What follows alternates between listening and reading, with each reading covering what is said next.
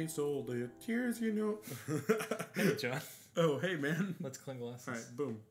Boop, boop.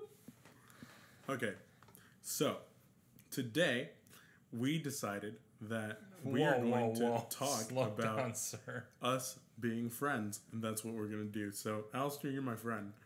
Way to go, dude.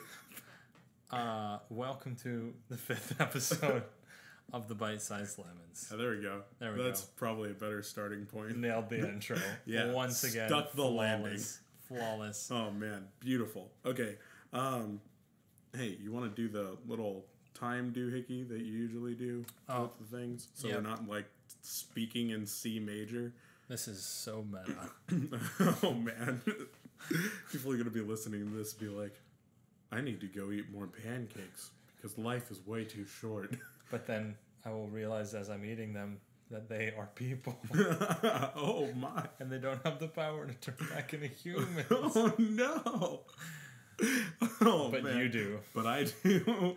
As and or you do. I can't really remember. No, I turn people... Anyway. Okay. Hello. Okay. Hello, Welcome friends. to Bite-Sized Lemon. That is what we are called. Home of the lemon. So, free. I just wanted to remind everyone that we do have it, all of our episodes on the website, the Podomatic. Yeah.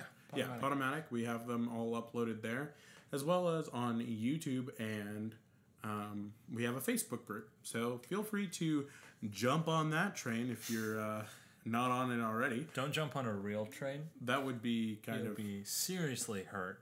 Well, not necessarily. I mean, if you're running at the same speed and, like, you jump really high, like, you know, they do in the... I wouldn't risk it. Hey, be safe out there, guys. All right. Turn around, don't drown. Actually, that's a serious matter. Like, flooding is a big problem.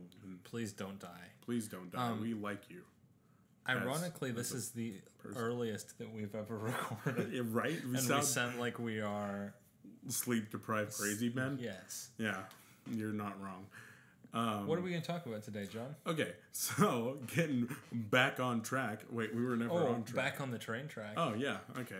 We're going to talk about trains. No, we're going to talk about the world of fantasy. Yes, we are. So we were throwing around ideas for this episode, and I was like, hey, Alistair. Hey, John. Hey, man. What if we talked about, like, fantasy worlds? Like, things like, what would we want to do and stuff like that. And Alistair was like, nah. And I was like, but dude, that would be cool. Yeah. And now here we are. So let's start it off with a few basic little parameters. Fantasy is like anything that isn't real that we think is really cool. That would be real. So we have a few things that we're going to start off with, like Tolkien. Yeah. Let's talk about Tolkien. I love the Tolkien verse. Okay. I really enjoy that kind of setting. You have this medieval, high fantasy kind of stuff, right? Mm-hmm. Okay, so let's start you off with a good question. What is your favorite high fantasy race? Ooh, that's pretty tough. I mean, my favorite character is a hobbit. Okay. Pippin. Yeah. But my favorite race is the dwarves. Really? Without a doubt. Why? I hate the Hobbit movie dwarves, but I just like the dwarves. They're stubborn and small and powerful, and I love them. Really? Yeah. Like, just for that reason? Yeah. Okay. I love the characterization in the books and in the movies as well. Does it have anything to do with the fact that they're Scottish? Perhaps. Yeah. Yeah, I love the dwarves. I just love the whole, like their ruins, that kind of thing. I just love the idea of their architecture, and yeah, I just love the whole aesthetic. Also, all of them are like really, really talented inventing things, right? Is that that's a thing. Okay, so like I a lot of this kind of bleeds together because I know like also like Dungeons and Dragons lore and as well as Tolkien-esque type stuff, and then so like dwarves have always been known for like their we're gonna go invent stuff, and we're like word that sounds really cool, And their drunkenness. yeah, and their drunkenness, of course. One of the really cool things about these kinds of worlds is that there are many adaptations of them, and one of them is like the Elder Scrolls. The Elder Scrolls looks into like dwarven races and stuff like that also that do a lot of machinations, stuff like that. So I know in some of the Elder Scroll games you have like these weird spider bots that run around and they're like, hello, I am a spider bot, and we're like, oh, I hate you, I'm gonna beat you to death with my ice sword. And you're like, oh, that's cool. But you kind of start looking into weird kind of things like that where this stereotype of a race that doesn't exist starts to exist, and that's pretty cool. Yeah. So I mean, the world he created was unparalleled in expansion. Right. I mean, he has 5 languages. That's pretty good. What even was that? My phone's going so crazy. It scared me. Wow. You know who you were who just texted me, you crazy people. Leave me alone while I'm doing my things. If dwarves don't count, why would they not count? I don't want them to count anymore. All right, well, The dragons of the Tolkien universe. Really? Yeah. You're all about it? I love them. Alistair, tell us a little bit about dragons. Well, I'll tell you about dragons. Dragons are fictional creatures that have 4 legs and 2 wings, unlike Smaug in the movie, who was actually a wyvern who had 2 legs and 2 wings. And within the monstrosity of a film that's what bothered me the most. Not the ridiculous amount of terrible looking goblin orc men or the CGI that looked like it cost about 9 nickels, about 25 cents. And the horrible acting. You made Serene McCallum look like a bad actor. Peter Jackson, you're a bad person. Dang it, Peter. Come on, step up your game. You made $1 billion, but I don't care. I mean, hey, you're not feeding the American economy. Alistair is feeding not the American economy when he says that. Anyway, I don't know what I'm saying. Dragons. So yeah. So like we've kind of touched on this little aesthetic that we have, where I'm all about like the knights and the cool stuff. Like, well, I'm all about the hero of the story, and you're all about the dragons of the stories, right? Or the creatures or whatever. So, that's a really cool aesthetic that we have, and I think one of the cool things about the Tolkien universe is the weaponry that they have. Mm-hmm. Looking into kind of more my side of things with the knights and all that kind of stuff, the fighters. You have these beautiful blades that I think just look so freaking cool. You got Sting. Like, Sting is gorgeous. I'm all about Sting. And, I just feel like I could run around and, like, poke people with Stings. Like, run around and be like, hey, so I'm going to get a burger, plain and dry, with cheese. And boop. And then just like poke someone with it, and they'll be like, "What did you just do?" And I'll be like, bleeding. Don't worry about it, dude.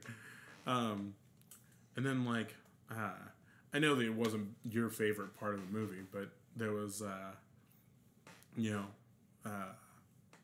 Legolas's sword that he used. Yeah, it was a single blade sword, single edged sword, and it just looks so good. Yeah, I am in love with that blade. I think that is one of the only single-edged blades that I actually like really love. Wow. It's sleek in design, it's huge and it looks awesome, and I think that was a really fun scene in the movies. And of course you've got Gandalf's sword. And I prefer like Gimli's battle axe and throwing axes over any sword. And, really? Yeah. I love Gimli, and a lot of people were surprised when they hear that. Actually, Okay, wait. So you are more of a axe person than swords person? yeah, without a doubt. Definitely. Yeah. Why? I don't know. Well, that's okay then. Yeah. I never knew that about you. Now you know. Well, you know, the more you know. Yeah, I guess. Yeah, so I'm all about swords. I think that the blade aesthetic is one of the huge things. And then, of course, you know, the hero story. Yeah. The hero story that I fell in love with is very, very basic. It's like, I don't know what the heck I'm doing with my life. Oh, here's this weird opportunity. Well, time to go on an adventure. That's every story ever, according to some very well-respected professor. You take an ordinary person in an ordinary life and throw them into the unexpected. Yeah. And I think that that's what makes up a lot of fantasy. Yeah. You have a lot of those different details. These, you know, of course, unknown things that we can't process in the real world because, well, they don't exist. So, yeah, that's kind of weird. The aesthetic of, well, okay, let's focus on the Tolkien-esque kind of stuff right now.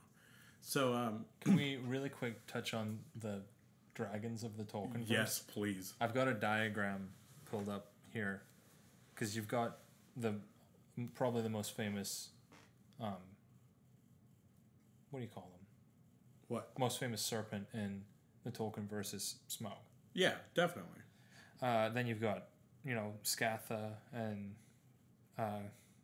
Glaurung, and I mean, so here's a picture of Smaug. He's like looking real cute. You've got Glaurung. Oh my lord! And he's about 30 times bigger than Smaug. Yeah. Okay. Well, that You've got the Dragon of the War of Wrath. It's even bigger, and then you have what is happening? Ankalagan. What are these all in Tolkien? Yeah, Or these are all Tolkien.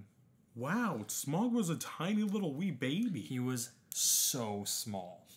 This thing was like fresh out of the egg, like Yeah. still like roasting marshmallows with his little flames. Well, like, Ankalagan the Black was killed, fell out of the sky, and essentially destroyed a country. wow. Well, I mean, on that size scale, that's kind of ridiculous. And that's why I love dragons, is because they're massive creatures. Yeah. They're just beyond what... I mean, they're like... Smaug is, you know, half the size of a blue whale. Yeah. Or even bigger, I guess. I think he's like 80 feet in the book. And then in the movie, he's, you know... CGI. several hundred feet Yeah, long. yeah. But like a creature like that can't survive in our world because it would crush itself. Obviously, yeah. Under its own pressure. Oh! Yeah, I just thought of something. What do you think of? Nothing, you're good. All right, so... Something I've been thinking of like for the past week. Man, he was just like, that's how laundry works. You put the clothes in and then put the soap on them and then things clean each other. It's true. So that's okay, exactly. So the size of a dragon is kind of like my big thing with it too, because when you have a hero taking on something that size, it's like taking on the impossible. And you're like, that's a boom, good thing. I'm gonna, triumph. Donald Trump all over my fears. I'm going to Donald Triumph all over my fears. No, but it's like, you take this kind of like grand approach to a quest and you go up and you take out the big beast and you're like, boom, this is awesome. Like, I'm awesome. I just defeated the most powerful thing that I can imagine because it's huge and I'm awesome. And also look at my really cool sword. It makes me think of Skyrim. Because I bought Skyrim last year. Yep. So I bought like nearly a 10-year-old game. Yeah. I bought it for like $17 or something. Yeah, it was a tiny baby. And so I start playing it because all I've heard is fantastic things. Laura and Rachel, my friends, played it like kind of addictively. Too much, probably. And they're still playing it. And that's how good of a game it is, so I've heard. So I got into probably 45 minutes of that game after, tirelessly working on the character customization. Yeah, of course. Which I'm obsessed with. Like, that's why I have so much time on my Pokemon games. Like, my save time is, like, probably 20 hours, and I've only played 12 hours of the game. Yeah. It's because I leave the game open trying to think of the perfect names for my Pokemon. Yeah, right? But yeah, so I get like 40 minutes in, and there's a dragon, and they're like, hey, kill this dragon. I'm like, I'm done with this game. And I went back and sold it for $3.22. It's just like, it was like, hey, remember that thing that you love? Yeah. It's so bizarre because I feel more strongly about dragons' rights, like, in a world than I do about most animals. Which I guess is really weird. Look, I just think that all dragons are created equal. I think that all dragons have the right to a fair trial. Unlike Smaug, who's a tiny baby, he's not created equal. Yeah, he has the right to bear arms. Okay, sorry, I'm losing it. Okay. The area of the Tolkien-esque universe all time has a lot of things that you can kind of delve into. Not only just for those of you who don't know a lot about this kind of stuff, this whole area has become like so expansive. Tolkien? Well, just high fantasy in general. Oh, yeah. Because you have gnomes, you have elves, you have dwarves. You have wood elves, you have lake elves. Yeah. And so you have all of these things, like, it's literally another world, and that's so cool because it's, like, so immersive and all that kind of stuff. We've talked about being, immersive in all sorts of stuff. Pokemon, different stories, nothing music, compares to Tolkien, though. When it comes to high fantasy, you have literally just people who have dedicated their lives to building this fake world. Yeah. And it's amazing. You have these people who draw out everything or literally, paint pictures with their words or with their, I don't know, some people will do it with, like, their blood or, like, I don't know, ink. You know who, speaking of Tolkien's dear friend, C.S. Lewis. Yeah. He wrote Chronicles of Narnia and amongst other things, but what an expansive universe that is as well. Exactly. And that like ties in with all of the high fantasy is you have these different universes that are all just different takes on this fantastic world. And so C.S. Lewis, you have a lot more Greek influence, I think, with the satyrs and the, amongst the creatures. I mean, his Chronicles of Narnia are essentially, you start with the magician's nephew, which is essentially a retelling of Genesis. Yeah. So he was a Christian, and he essentially rewrote the Bible through with really cool imagery. Yeah. So Jesus was Aslan the lion. Yeah. But that's good literature, and it makes for great fantasy as well. Definitely. Yeah. And then it's so cool that he took this story that of course been around forever, and just kind of took it, adapted it, and just really ran with it and made it his own. Took the creatures that he'd seen in legends and stuff like that, threw them in there, and just painted this story into the minds of everyone, and that's awesome to me. Speaking of disappointing movies of The Hobbit, man, Lion, the Witch, and the Wardrobe was like, I see what you guys are trying to do here, then, but like, it just kind of went on. Here's the thing: some books are better left of books. yeah. I honestly, so I read Lion, Witch, and the Wardrobe in 4th grade, I think. I love that book. I thought that was a fantastic. Oh, it's very well written. Very well written. Got really connected to the characters, and I think that it was like, I could picture everything, know. Even in my baby little 4th grade mind, I was like, I still think coloring books are awesome.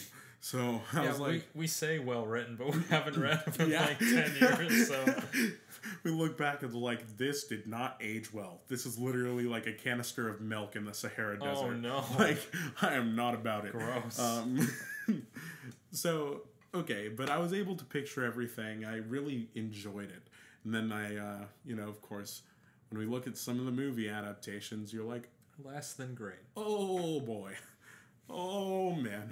Yeah. What is happening? Why are you doing this? Please stop. In your face, director of Lion, Witch, and the Wardrobe. Yeah. Bill S. Preston. Wait. Bill S. Press? Who is Bill S. Preston?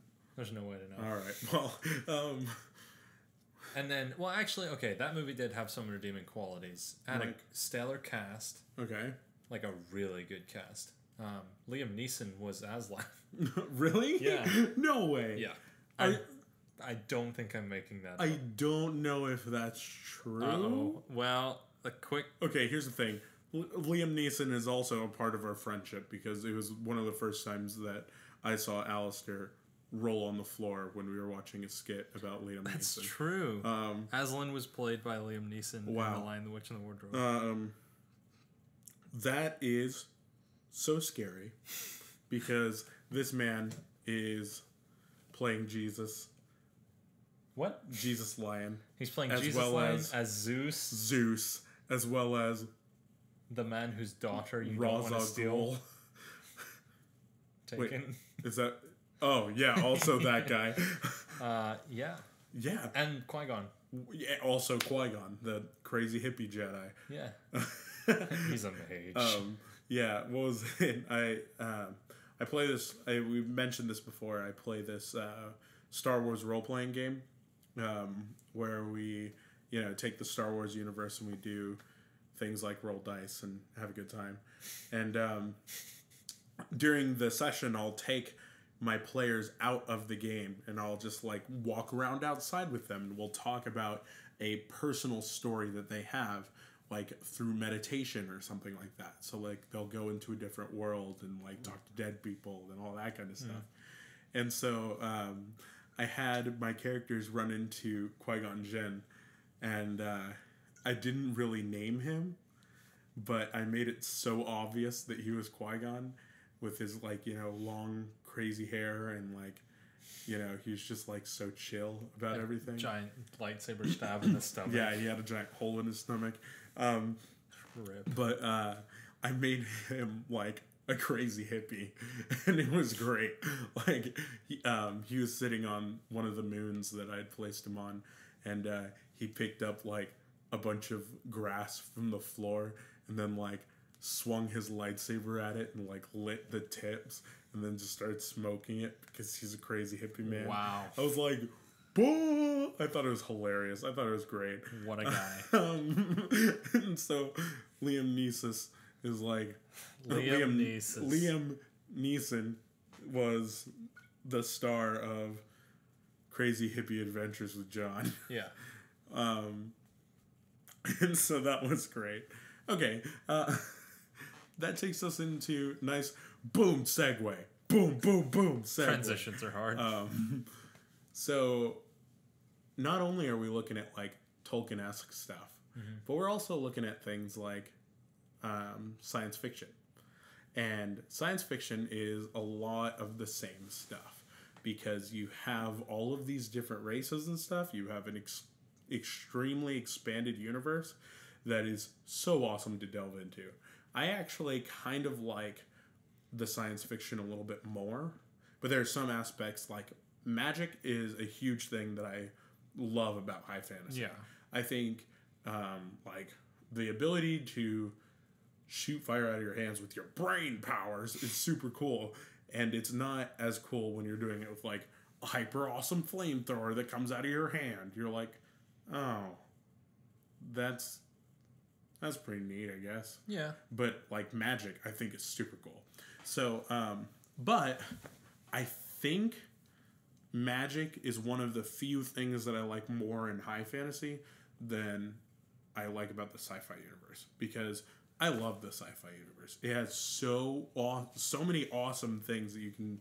So, like, are you more into the tech of sci-fi than like the supernatural? Yeah, definitely. Yeah, definitely.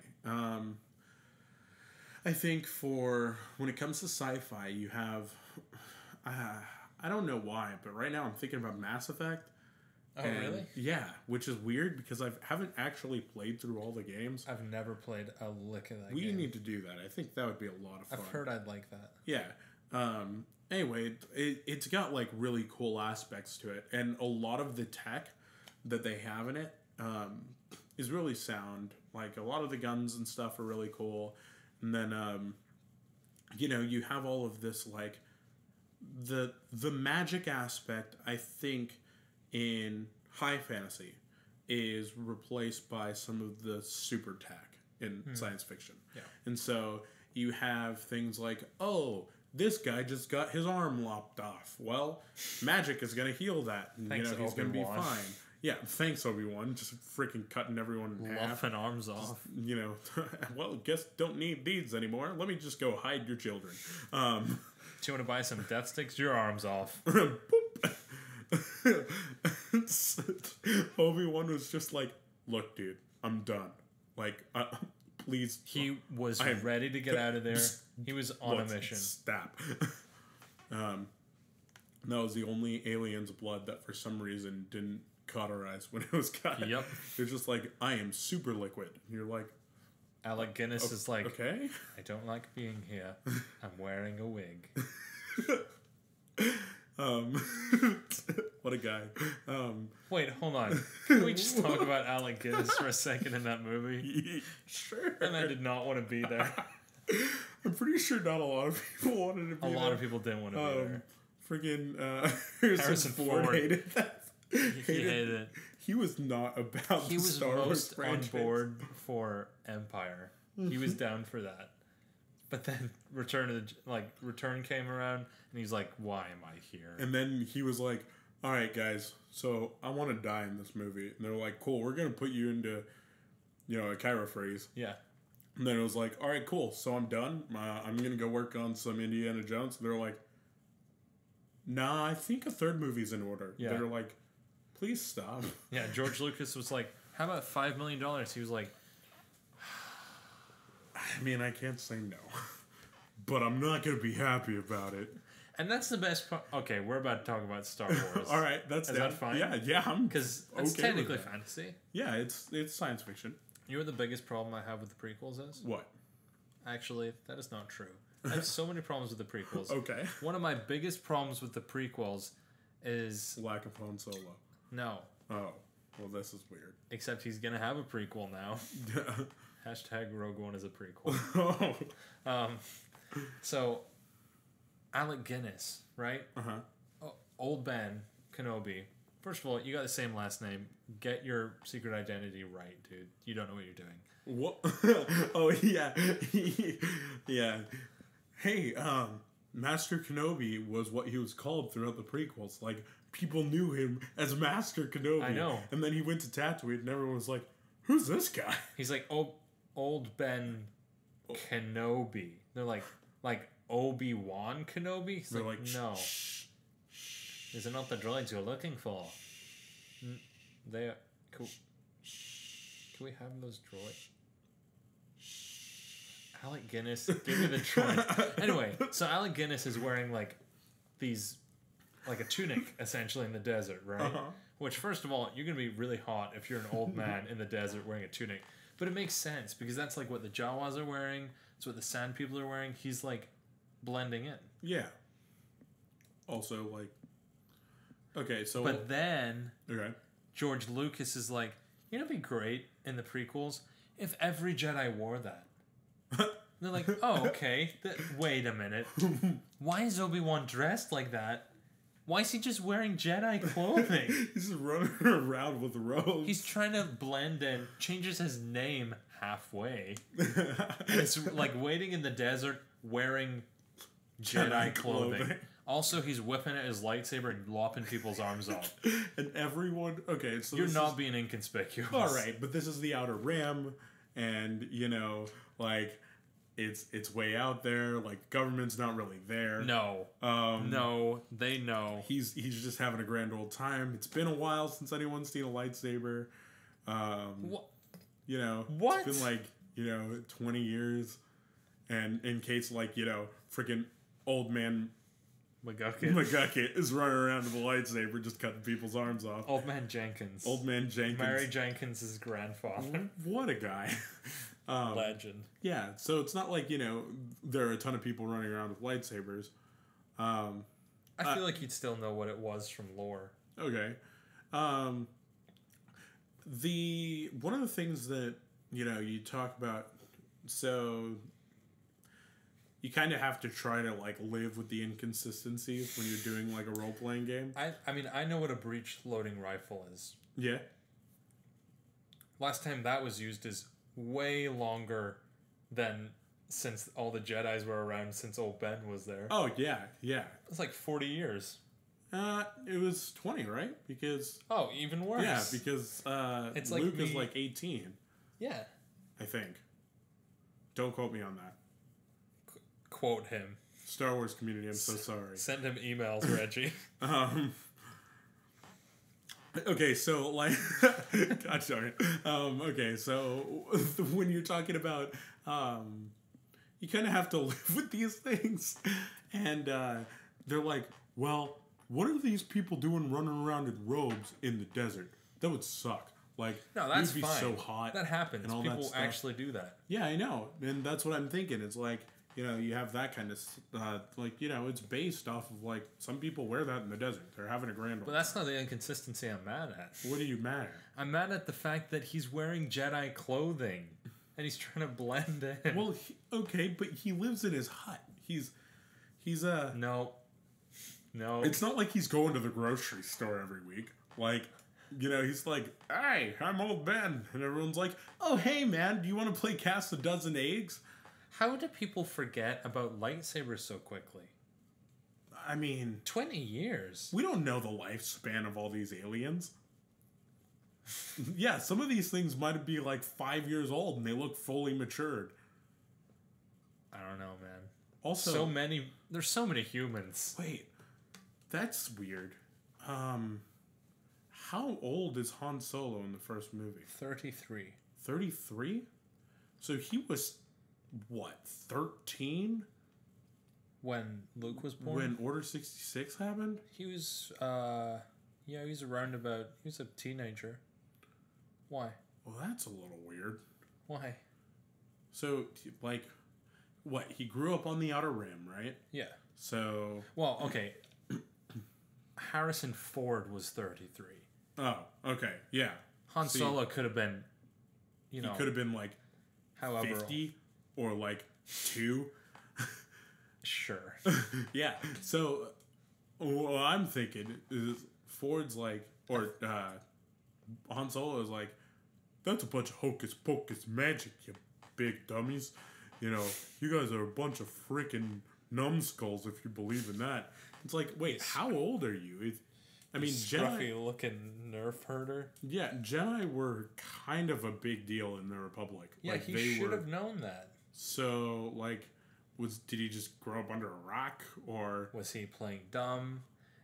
Is George Lucas really bad at writing movie franchises? Is, you know, it could be any of these probably things. That one. No, it could be any of them. Probably that one. It's that one. Yeah, it's that one. Yeah. In your face, George Lucas. Yeah, take it. Yeah, you and Peter Jackson need to go freaking high five over your terribleness. Yeah, stop donating so much money and actually being really good people. Yeah. Jerks. Ya biscuits. Anyway. All right. Well, now that Star Wars is out of the way. all right. So let's talk a little bit more about other sci-fi things. Well, what are some other science fiction universes that you enjoy? I'm right in the middle of reading the Foundation series. Okay. Isaac Asimov. I say right in the middle. I haven't read one of them in like 3 years. Yay! But it's pretty wild. Yeah. I like all the dystopian kind of stuff. That's a huge thing in science fiction. Yeah. Is you have these government systems that have gone like completely crazy, and there's so much dystopia. Yeah. I'm trying to think of some. Something comes to mind is Minority Report. Oh yeah. Yeah, and that's a science fiction world that's like really, really weird because it's like, you know, everything is placed in this huge city, and you've got like all of these kind of downtrodden like gutters that were like originally the original city and stuff like that, and like all like so I'm thinking about the movie, right? Not the story, which I understand the story is relevant and completely in a science fiction world and all that junk. It's a little different though. And yeah, we also probably haven't read it. Neither of us. I've read it. I have not read it. So science fiction fantasy with Mr. Dennis. Hey, shout out to that guy. Shout out to Mr. D. Yeah, what a guy. What a man. What a legend. Yeah, what a guy. Anyway, so we're sitting there and I ended up watching the movie Minority Report, and it was really cool because, you know, Tom Cruise runs around and he gets like, you know, a bunch of like really weird offers and stuff like that while he's running around, and the science fiction world that he lives in is basically they're always being watched and all that kind of stuff with this technology in their eyes. And so the technology will scan your eyeballs, and that's how they identify you. And then like they'll walk into a store and be like having a grand old time, and the poster will change and be like, "Hey, Bill, I really think that you would enjoy this toilet brush because you've bought stuff like toilet brushes before." And you're like, whoa. I would love that toilet brush. I would love that toilet brush. Yeah, but like, it's so weird because then he has to like go into like this underground surgery thing, and like, it's really, really screwed up part of the movie where like he like gets his eyes replaced because that's how the government system keeps tabs on him. Yeah. Because, you know, they scan everything. And so he goes and like gets new eyes, and then like there's some nasty stuff that happens there. That is a dystopic universe that really resonated with me for some reason. Maybe it was because I saw Tom Cruise eating an eyeball sandwich and drinking nasty milk. But it was something that was really, really weird to me. You also have like the Big Brother effect from 1984. That was a bunch of hoo-ha that like everyone was like, "Oh no, everything's watching us. Everything, we're all gonna be crazy." And then like he was like, "My life is so controlled and I hate it. So I'm gonna go make love to this lady." And I was like, "That's bad." But then, you know, everything got... Anyway, go read the book. It's great. Which one? 1984. Oh, I thought you were recommending Minority Report as well. Also, yes. Also do that. That's not even wrong. Soylent Green. Yeah? You know that story? Yeah. That freaked me out as a kid. Really? Yeah, big time. Soylent Green is people. Yeah, it's people. Spoiler alert for Soylent Green. Oh, well, dang it. Now everyone's going to be like, oh, no. Man, now I don't have to go watch that. Well, maybe you can spend more time reading Minority Report. Oh, in your face. 1984. Yeah, another kind of staple in sci-fi is alien invasion. Yep. Mm-hmm. And one of my faves is War of the Worlds. Really? Yeah. Were you really into that? Yeah. Okay. Hi. Today's episode is brought to you by finding new things about Alistair that I didn't know. Yeah. All right. Talk about the Worlds. I listened to the original radio. Oh, really? Yeah. That is awesome. I wasn't alive for when it was originally obviously playing. I was very young. You were back in the 30s. A wee squirt. The best part about that is, so pretty much what happened with the War of the Worlds podcast. Podcast. Yeah, Bite-Sized Lemons, War of the Worlds. War of the Worlds was a radio show that was apparently so convincing that people listening to it started actually panicking. They were like... They thought aliens were actually taking over. What the heck is happening here? Yeah, so people were like robbing grocery stores. A bunch of riots broke out because basically the radio was like, these aliens are taking over New York and blowing up the Statue of Liberty. And everyone's like, oh crap, I need a new TV. Oh! The radio announcer was like, this is not a test. And it's like, well, no, it's actually just completely fiction. None of this is happening. So technically it's not a test.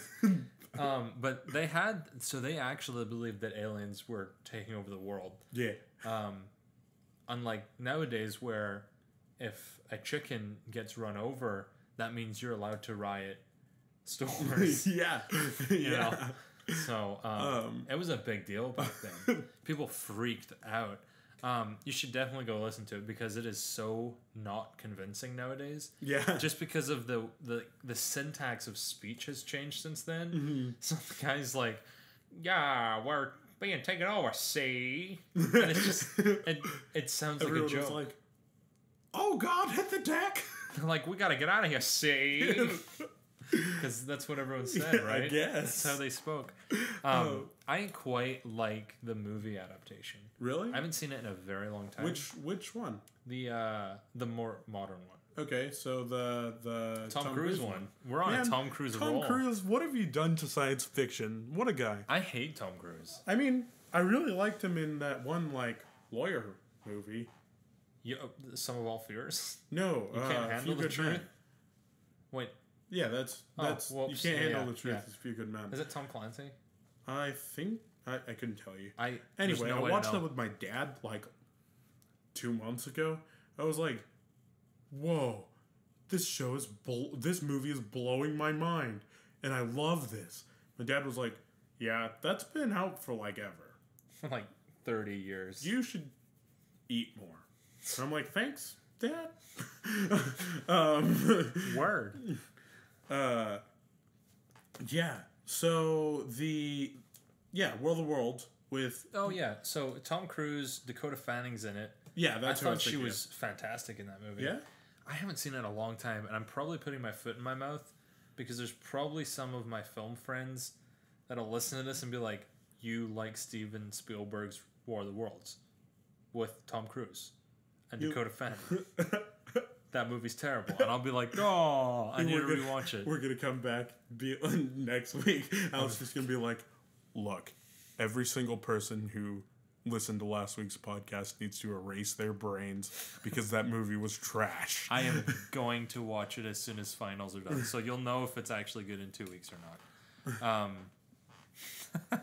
What is your favorite sci-fi film? Star Wars doesn't count because... okay. If Star Wars doesn't count. Star Wars. Okay. If Star Wars doesn't count...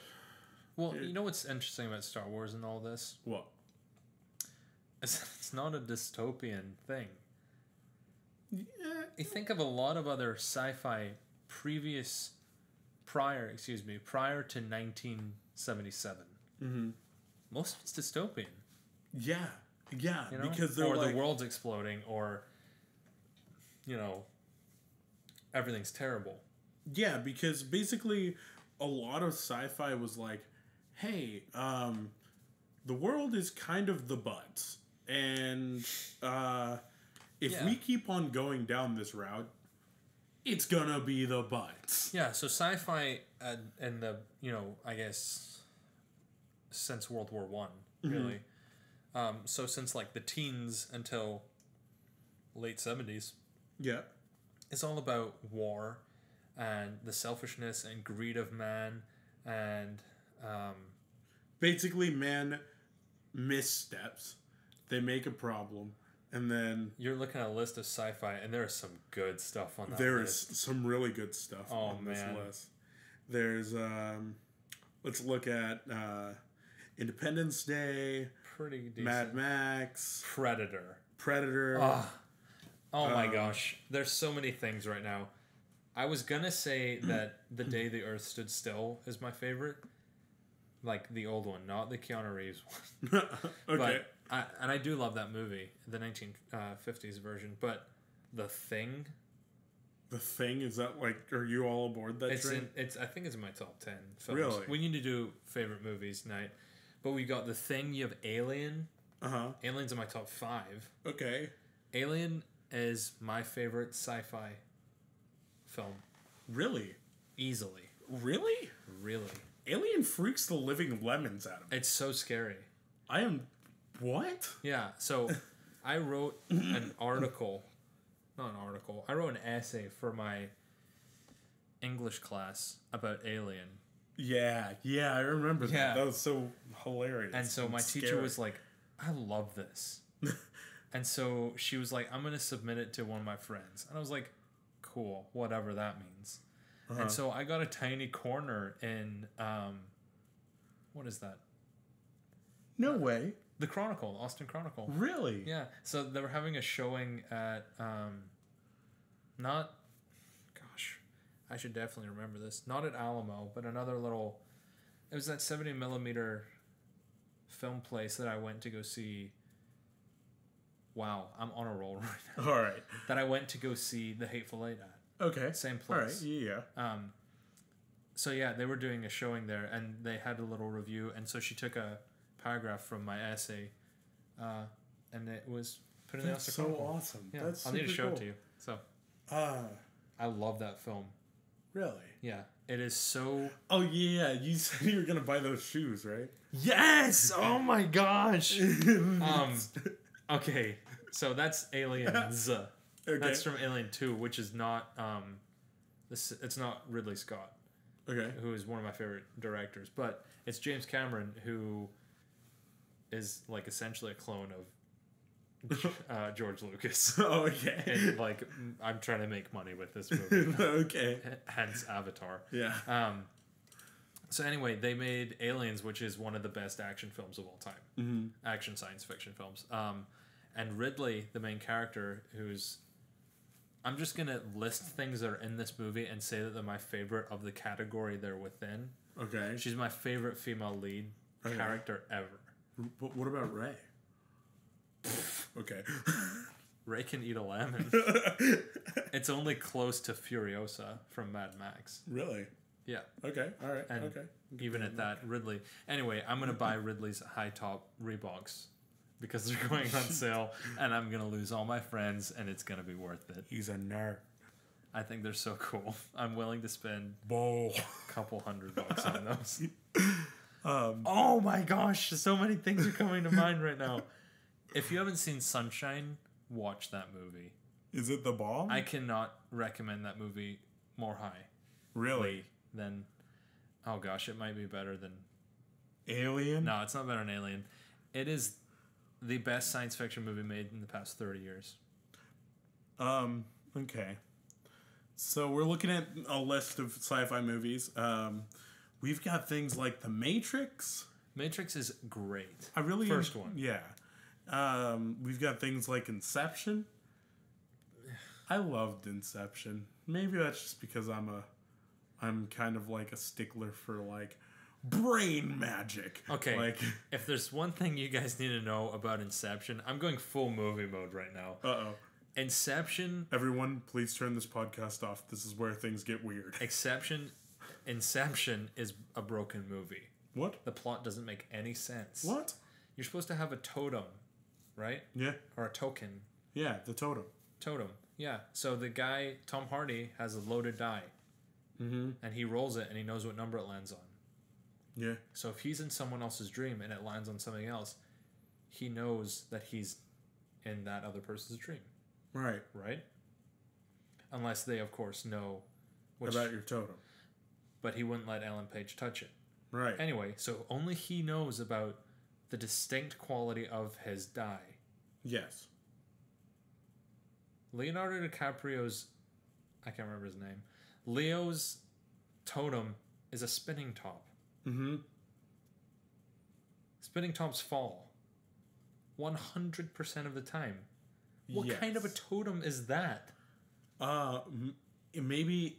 Nope. It's time that it's spinning? Nope. The way it wobbles? It depends how fast you spin it.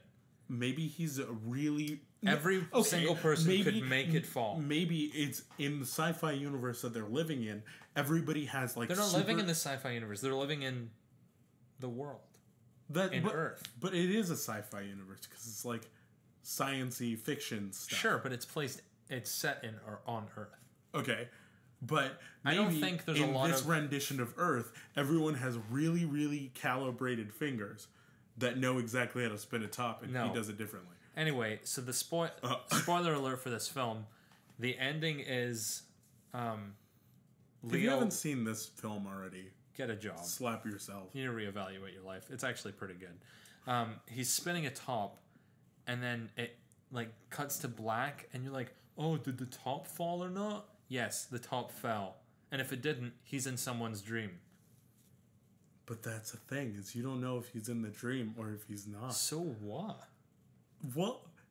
What? You could say so what about the Earth exploding? He could be in anyone's dream at any point in time. Exactly. And that's why it's so mind-blowing. It's not mind-blowing. It's that's completely why it's like, useless. That's why it's intense. Also, there's that blah sound in it. So second favorite sci-fi movie of all time, Dot Pota. Blah. Dawn of the Planet of the Apes. I love that movie. Blah. Okay. Alistair loves monkeys. No, I don't. Alistair loves apes. I love the great apes a lot. I hate monkeys, as a matter of fact. I think they're little annoying jerks. Okay, Alistair loves apes. Yeah. Did you... Dang it. Apes are pretty cool. I like them. I love them. Yeah. I would want to be integrated into a colony of apes. I'd be fine with that. Oh, boy. All right, everybody who's listening to this, here's your watching list for fantasy. No, we just got on to sci-fi. Here's your watching list for sci-fi. Sunshine, Aliens, 2001: A Space Odyssey, Dawn of the Planet of the Apes, Alien again. What else is there? Minority Report. Yes, Minority Report. 1984, but that don't watch that. That's a terrible movie rendition. Only good thing about that movie was John Hurt, and he is very good in that. Pan's Labyrinth. All right, so and for fantasy, you have Pan's Labyrinth. That's my favorite. All the Lord of the Rings. No, I can't say that for sure. I can. I liked them. No, I'm saying I love Pan's Labyrinth. I'm currently watching Harry Potter. Not right now. That's what you've been doing? I'm on my phone watching the Harry Potter series, just talking. Anyway. You've got The Princess Bride. That's a really good movie. Honestly, I love that movie. I think that movie. We need to watch that together because we haven't watched it together. Well, I'm down. You've got Harry Potter, which is a little bit apparently fantasy. You've got Big, featuring Castaway's own. Spirited Away. Yep. That's a great film. Technically a fantasy thing. Hey, shout out to you. You know who you are. You know who you are. You're definitely not listening to this, probably. Wah wah. Aragon was terrible. Yeah, and The Little Mermaid was pretty good. Apparently that's fantasy for some reason. That's reason. what we're getting to. Anyway. All right. Watch some movies. Yeah, do that. Speaking of movies, Yep. we have a letter. We do? We have an email. Really? Really? From whom? It's a criticism. Oh, okay. Who is it? So from our second podcast episode, we were talking about the Wonder Twins and how they have like Wonder Twin powers, form of any animal you want, which is a great power, and then form of any form of water, gaseous, solid, liquid, and then we were like plasma? Water, and then we're like, help us out, and we got help. Okay. So it's Rachel. Dang it. The subject title is Plasma Water. How much did you pay her? 0. She goes, all right, this is what Rachel says. Plasma exists under extreme temperature and pressure to the point that the atoms begin to break down, resulting in some charged ions, some neutral particles, and some electrons floating around together. You could take water and heat it up to pressurize it in those conditions, but if the atoms themselves are breaking down, the molecular bonds certainly have already broken.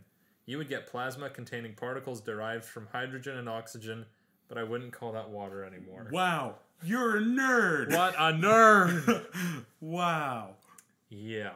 So, now we know. Hey, actually, that's not how we're going to treat people who send us emails. So please send us emails. You're a nerd! You're a nerd! But yeah, thanks for that. So, we just decided that the second Wonder call Twin... that water. We've decided that the second Wonder Twin is a pile of poo-poo. Is even worse than we thought he was. He can't even become... Man, what a guy. But, like, his you know... His attitude is so good. His brother was like... His sister was like, hey, I am the Alpha Twin. Alpha Twin. Alpha Twin. And he was like... Remix over. He was like, all right, I'm down. I'm just get. Oh, I can become water. This... We have a good time. All right, well... Hey, it's been a good episode. Yeah. Thanks for having me. Hey, thanks for having me. Hey. All right, biscuits, you know what to do. You can like us on Facebook. Like us on Podomatic. Like us on... Give us, like, what are those? The weird thumbs up thing? You subscribe to us on iTunes. Yeah. Leave a review. Send us an email at thebslpodcast@gmail.com. Same at Twitter, the BSL Podcast. This is why we pay you the big bucks. I don't know what the heck. I'm getting paid no money. Getting paid sodas. That's true. Oh, also we had colas tonight. Yeah, I'm a cola kind of guy. You're so cola. Oh, man. The dead silence. Yikes. Anyway, so, hey, we had a good time. All right.